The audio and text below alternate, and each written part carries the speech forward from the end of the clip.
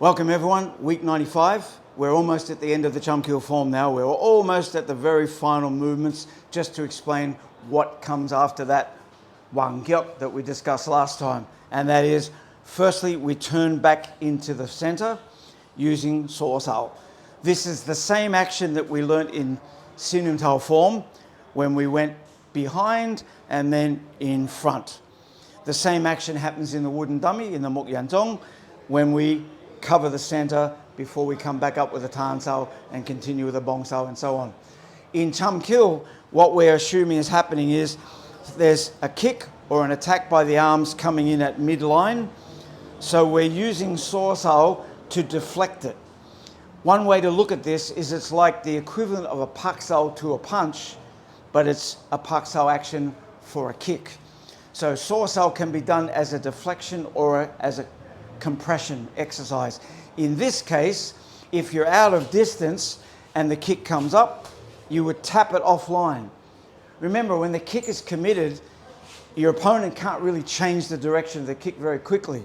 So if you tap it, gravity means he will have to move in that direction. He really doesn't have much choice. I don't want to do a head-on collision, which could damage me and also allow the kick to continue. So if I've got the range, I'll tap and then I can move in.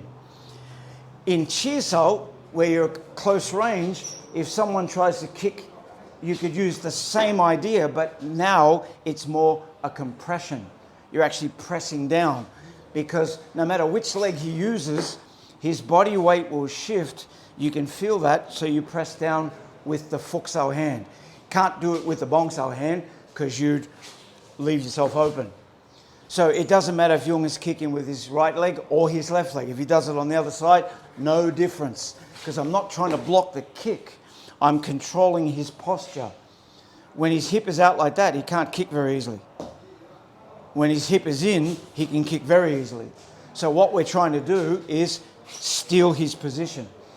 Even out of range, but if you're close enough to touch, if someone kicks, the best way to stop the kick is just press on the elbow or the forearm.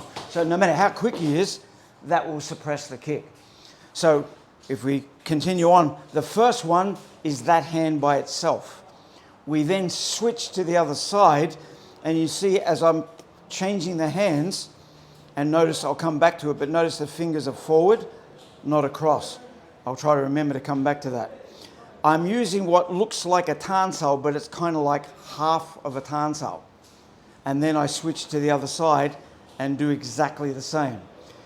If you were watching carefully, you could see why in the Chi Sau scenario, right at the beginning of this series of Cham Kiu explanations, you might remember I said there are a lot of Chi Sau applications hidden in Cham Kiu.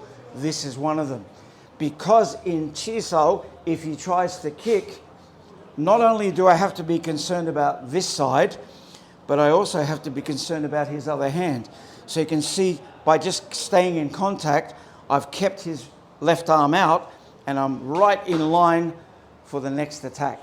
If it's on the other side, so you can see it from both angles, I've kept this hand here so it deflects his attack and strikes him.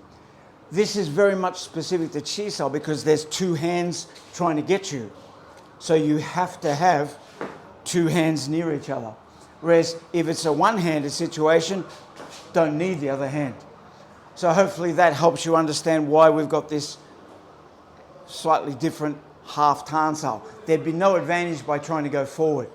So we simply stay close to the body.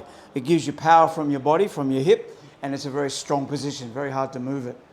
All right, next episode, we'll be finishing off the final part of the form. See you in that.